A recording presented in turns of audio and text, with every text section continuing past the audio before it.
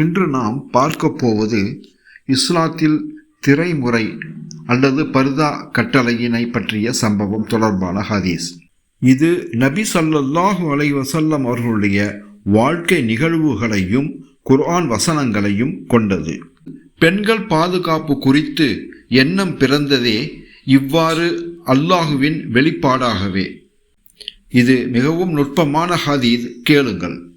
ஆயிஷா ரலியல்லாஹு தஆலா அன்ஹா அவர்கள் சொன்னார்கள், நான் திருநபி ஸல்லல்லாஹு அலைஹி வஸல்லம் அவர்களுடன் ஒரு தென்பண்டத்தை ஒரே பாத்திரத்தில் வைத்து தின்று கொண்டிருந்தேன்.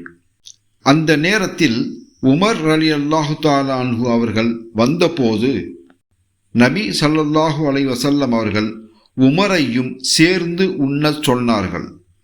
3 பேரும் ஒரே பாத்திரத்தில் தின்று கொண்டிருந்த போது எதிர்பாராத விதமாக உமர் ரலியல்லாஹு தஆலா அன்ஹு அவர்களுடைய கரம் எனது விரலில் பட்டுவிட்டது.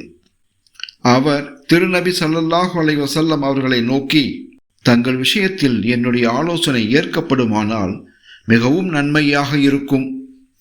அதாவது, எந்த மனிதர்களின் பார்வையிலும் உங்கள் தூய்மை மனைவிமார்கள் படாதவாறு திரை, அதாவது பர்தா முறை நடைமுறைப்படுத்த வேண்டும் என உமர் ரலியல்லாஹு தஆலா அன்ஹு அவர்கள் ரசூல் ஸல்லல்லாஹு அலைஹி வஸல்லம் அவர்களிடம் கூறினார்கள்.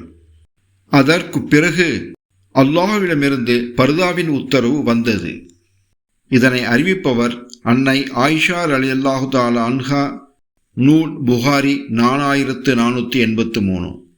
இந்த ஹதீஸில் உமர் ரலியல்லாஹு தஆலா அன்ஹு அவர்களின் ஞானம் மற்றும் தக்தீரை காட்டுகிறது. நபி ஸல்லல்லாஹு அலைஹி வஸல்லம் அவர்களுடைய சில சஹாபாக்களின் ஆலோசனைகளே இறுதியில் வஹியாக மாறி இருக்கின்றன என்பதற்கான ஒரு அழகிய முன் உதாரணமாகவும் இந்த ஹதீஸ் மேற்கோள் காட்டப்படுகிறது. இஸ்லாத்தில் பெண்களுக்கு மதிப்பும் பாதுகாப்பும் அளிக்கப்படுவது போல எந்த மதமும் கொடுக்கவில்லை. அல்லாஹ் பெண் சமூகத்தினர்களை கண்ணியத்துடன் உயர்வாக வாழும் அருஞ்சீரமை கொண்டவர்களாக உருவாக்கியுள்ளான். பர்தா என்பது ஒரு கட்டுப்பாடு அல்ல, அது பாதுகாப்பு, முழுமையான பாதுகாப்பு. உமர் ரலியல்லாஹு தஆலா அன்ஹு அவர்களின் ஞானமும் அல்லாஹ் வழங்கிய வசனமும் இதை நமக்கு தெளிவாக காட்டுகின்றன. இந்த பயனுள்ள ஹதீஸை உங்கள் நண்பர்களோடு பகிருங்கள். சுப்ஹானல்லாஹ், அல்ஹம்துலில்லாஹ்.